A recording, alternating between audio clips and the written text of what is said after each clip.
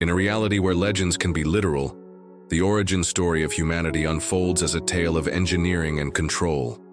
Picture a vast complex hidden beneath the tamarisk trees of Eden, not a peaceful orchard, but a bright, calibrated facility.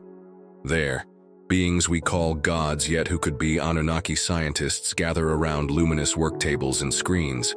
They argue about variables and design experiments. These are the Elohim, not a lone deity, but a team.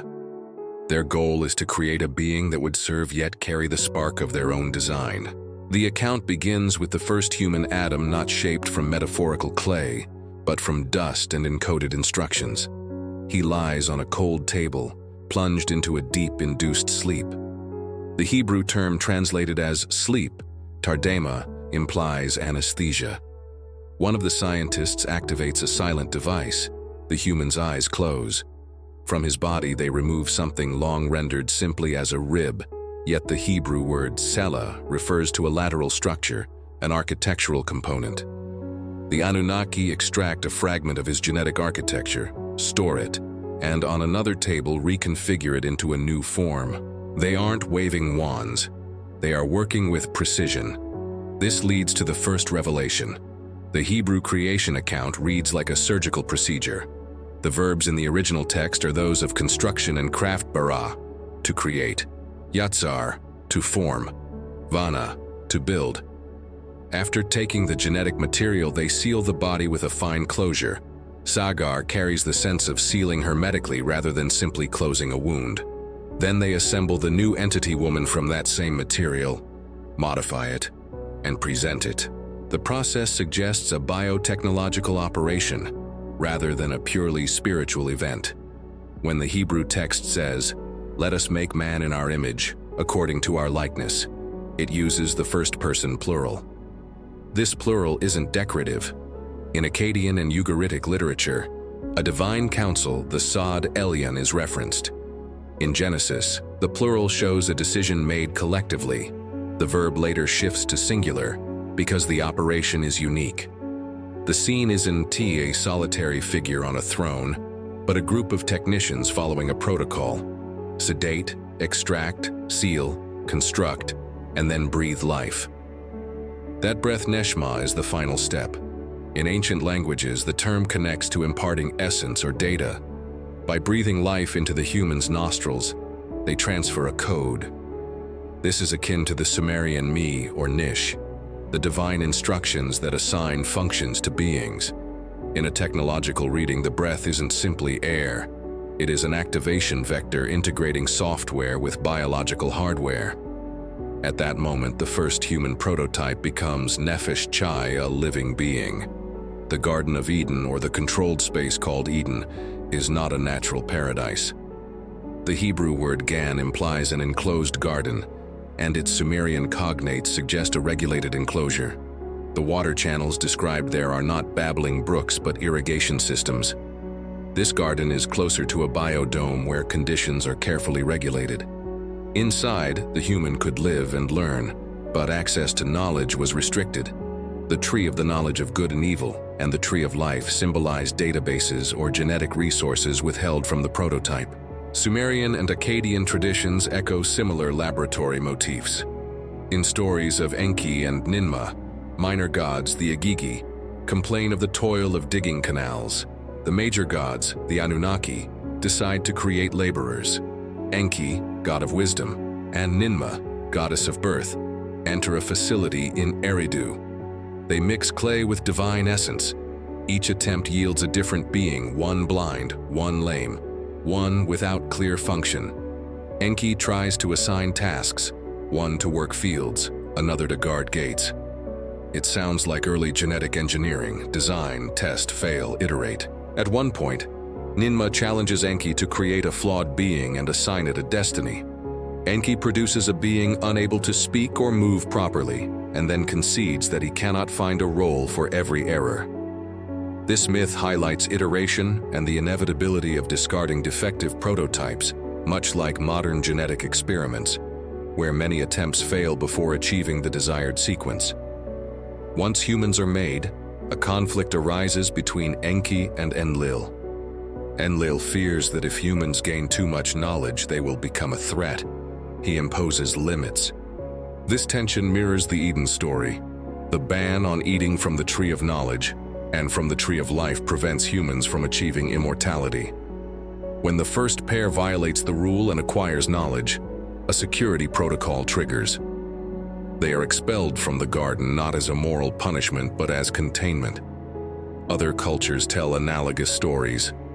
In India, Gandhari's pregnancy yields a lump of flesh that the sage Vyasa divides into 100 parts, incubating them in jars until 100 sons and 1 daughter emerge, an image oddly reminiscent of artificial incubation. In the Mayan Popol Vuh, the gods first shape people from clay. The figures crumble. Then they try wood.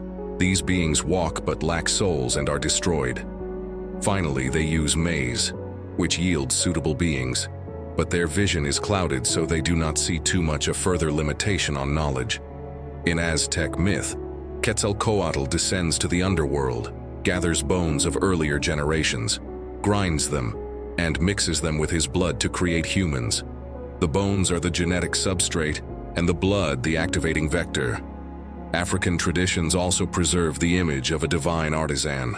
In Yoruba lore, Obatala molds human bodies from clay, and Oloran gives them breath. When Obatala becomes drunk, he shapes people with deformities. This detail isn't accident. It acknowledges that creation can yield anomalies.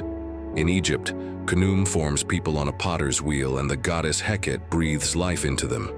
In Greece, Prometheus fashions man from clay and Athena instills spirit. Pandora is assembled by Hephaestus as a crafted object, and each god bestows a gift or limitation. In every case, we see a procedure: shape a body, breathe life, impose constraints. Viewed together with Genesis, these stories show a universal pattern. Select material, extract a sample, craft a new form, animate it with a special vector, then set limits. The multiplicity of gods hints at a team of specialists. The breath of life, divine blood, chance, or me are metaphors for transmitting information or energy needed to activate the being. In Eden, the newly made couple lives under protocol. They may live and reproduce, but they must not eat from the tree that grants immortality. When the serpent persuades the woman to eat, the protocol is violated. The cherubim with flaming swords stationed at the garden's entrance function like a security system. Humanity is quarantined outside the facility. The loss of paradise is the closure of the experiment under supervision.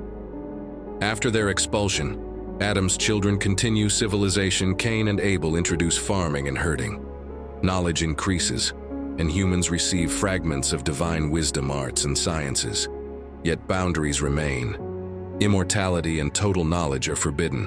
One can read this as the Anunnaki monitoring human progress, intervening at times and withdrawing at others. Over generations, the Eden story was reshaped into religious myth. Technical terms became metaphors and procedures turned into moral lessons. The plural voice was reinterpreted as a majestic singular.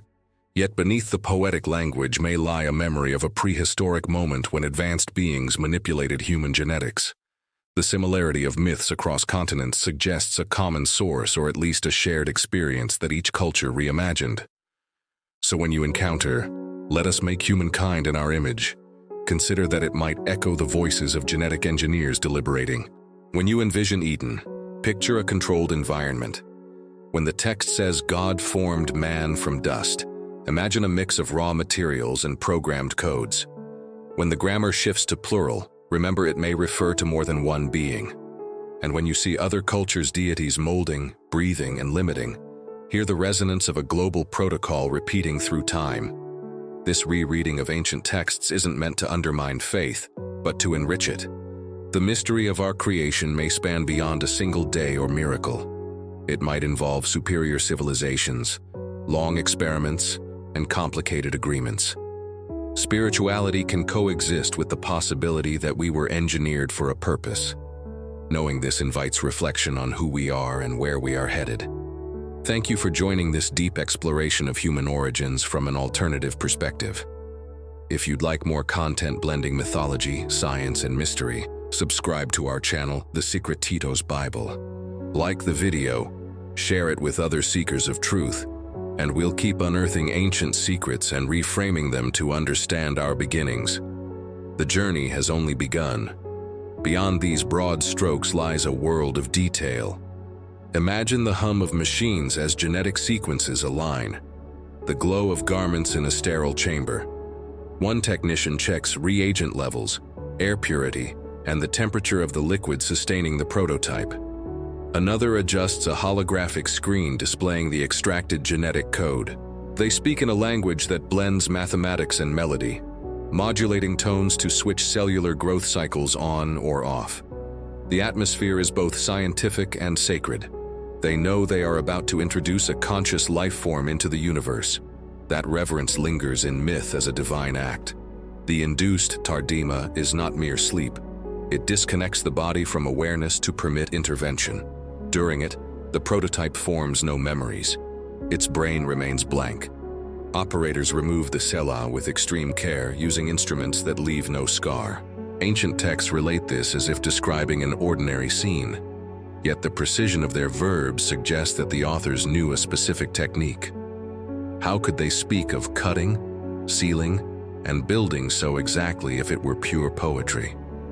It seems there was once a witness, or perhaps encoded knowledge preserved through time. Traditional theology often explains, "Let us make" as a plural of majesty. But such plurals are rare in early Hebrew. The language does have intensive plurals, yet here the verb truly conjugates in the first-person plural. Ugaritic tablets and Phoenician inscriptions show that divine assemblies were common.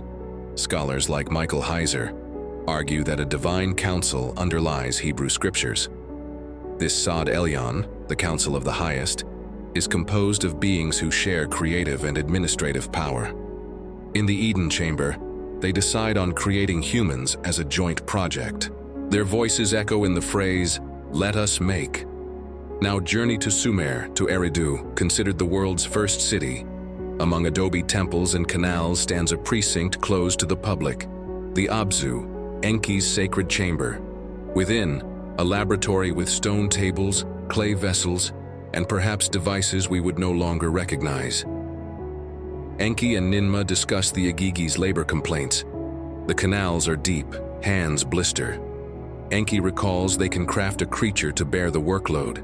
Ninmah, skilled midwife, needs clay mixed with the blood of a sacrificed deity. That blood is not just fluid. It carries the me, the code granting life. Without it, the clay would be an inert golem. The first round of creation fails. Beings born are blind, deaf, unable to hold water. Enki tries to assign them roles. One without hands cannot dig.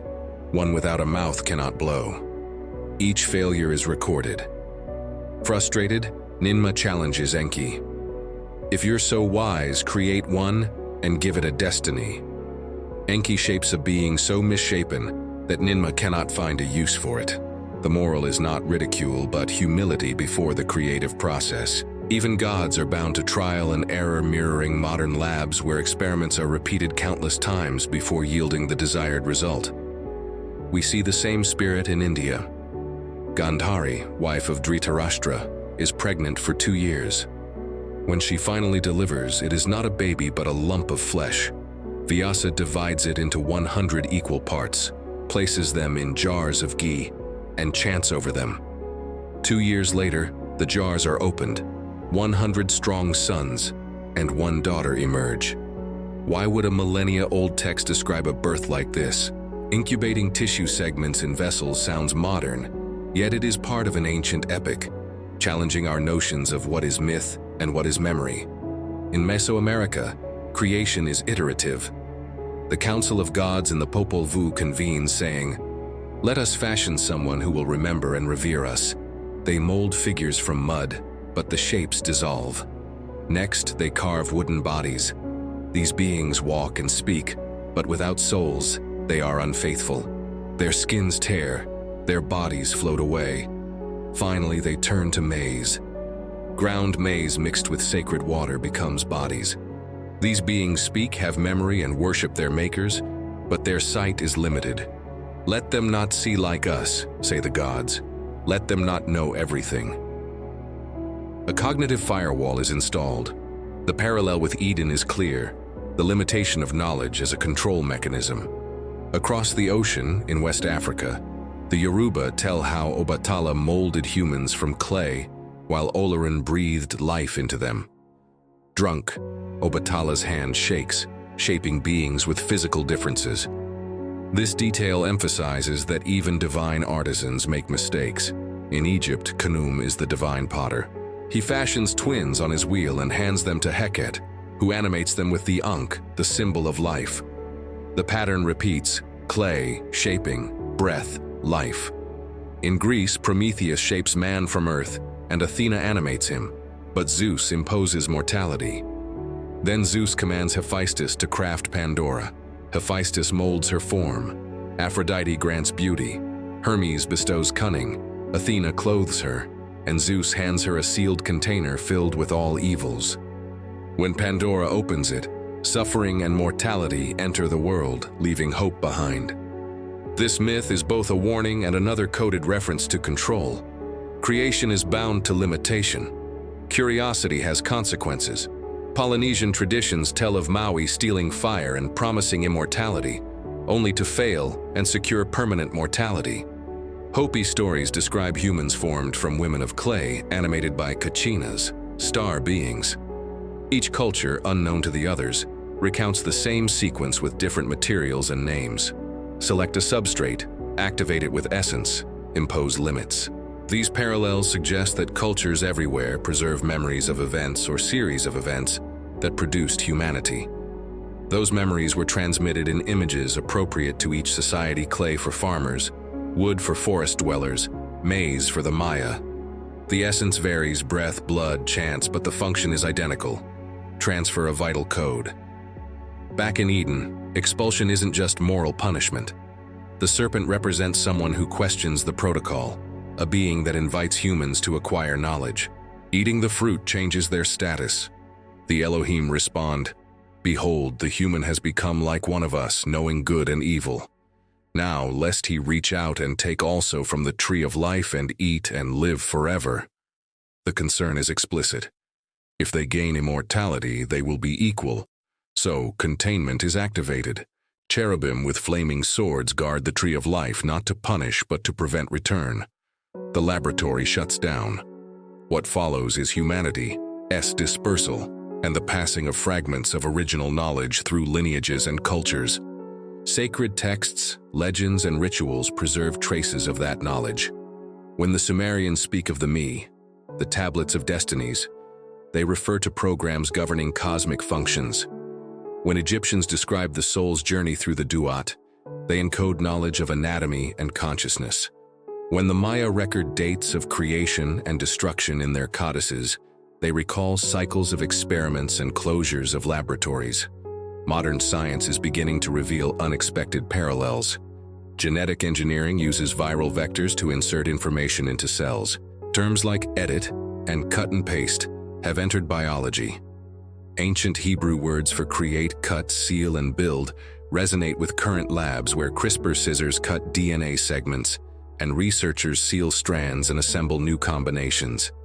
Is it so far-fetched to think that what we do now in glass and steel labs echoes what the Anunnaki did in stone and light chambers? If we entertain this possibility, our view of history shifts. We are not merely the product of a miraculous moment, but of a deliberate project involving choices, mistakes, corrections, and agreements among different entities. Our genetic diversity may reflect different hands in our design. The limits on our longevity, intellect, and creativity could be programmed parameters. This reinterpretation doesn't lessen the wonder of existence. If anything, it deepens it. We are the result of collaboration among beings of immense wisdom, and we carry in us a spark of that wisdom. Recognizing this origin might encourage unity in diversity. If, as it appears, all cultures hold a memory of the same operation, then all religions may be branches of one tree. Instead of dividing over myths, we could acknowledge a shared core, the mystery of our beginnings and the responsibility of what we do with our design. So we invite you to keep exploring, questioning, and reading between the lines. The stories we were told may hide many other truths. Perhaps myths are not children's tales but encoded manuals. Perhaps the true lost paradise is not a physical place, but the memory of who fashioned us and why. Recovering those memories could help us design our future more consciously. This video is part of a series where we reread ancient texts with new eyes, seeking science in poetry and memory in metaphor. In upcoming episodes, we'll discuss submerged cities, impossible artifacts unearthed in excavations, astronomical alignments that shouldn't exist. We'll explore stories of fallen angels, giants, and hybrid beings, perhaps all derived from the same ancient technology. If this approach intrigues you and you want to accompany us, subscribe to The Secretitos Bible. Your support allows us to continue researching, translating tablets, consulting scholars, and producing these detailed stories that connect dots across cultures. Don't forget to like and share this video with open-minded people seeking answers beyond the surface. Each subscription, like, and comment helps us reach more seekers and keep this project alive. Remember, the story of our creation may be far grander than we imagine. Embrace the mystery, honor the science, and keep the spark of curiosity burning.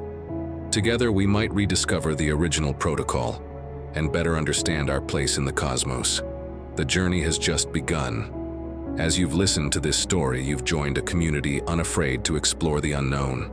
For us, every subscription, comment, and like is a vote for independent inquiry and intellectual curiosity. Share this video with friends, family, and anyone who senses there's more than what we were taught at school. Your active participation sustains this channel and helps us bring in specialists, visit ancient libraries, and produce quality content blending history, mythology, and science. Together, we keep the search for forbidden knowledge alive and unlock secrets once inscribed in stone. Until our next adventure, keep your mind open and your spirit restless.